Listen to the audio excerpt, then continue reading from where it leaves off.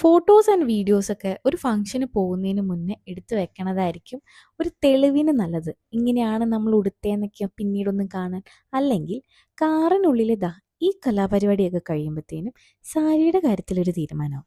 Life goes full circle എന്ന് പറയുന്നത് വളരെ വളരെ ശരിയാണ്. പണ്ട് ഞാനും ഇങ്ങനെയായിരുന്നു. വണ്ടിയിൽ വെച്ചിട്ട് ഫുൾ ഉറക്കം. ഉറങ്ങാനാണ് അവൾ കാറിൽ കയറണേ എന്ന് വിധത്തിൽ ചോദിച്ചവരുണ്ട്. അപ്പം അമ്മയുടെയൊക്കെ ഒരു അവസ്ഥ എങ്ങനെയായിരുന്നിരിക്കും? ഇപ്പം നമുക്കാണ് ആ അവസ്ഥ.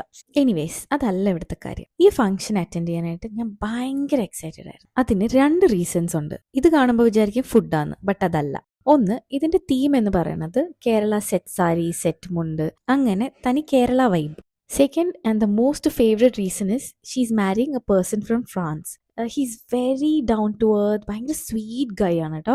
V were all happy for them. So ഈ ഫംഗ്ഷൻ പുള്ളിയുടെ ഫാമിലിനെയും ഫ്രണ്ട്സിനെയും എല്ലാവരെയും നമ്മൾ വെൽക്കം ചെയ്യുന്ന ഒരു ഫംഗ്ഷൻ ആയിരുന്നു. എൻ്റെ ലൈഫിൽ ആദ്യമായിട്ടാണ് ഞാൻ ഇങ്ങനൊരു ഇവൻറ്റ് അറ്റൻഡ് ചെയ്യണം കേട്ടോ. So I was very excited. Nothing much, good food, good music, എല്ലാവരും അങ്ങോട്ടും ഇങ്ങോട്ടും ഒക്കെ മിങ്കിൾ ചെയ്യുന്ന ഒരു ഗ്യാതറിങ്.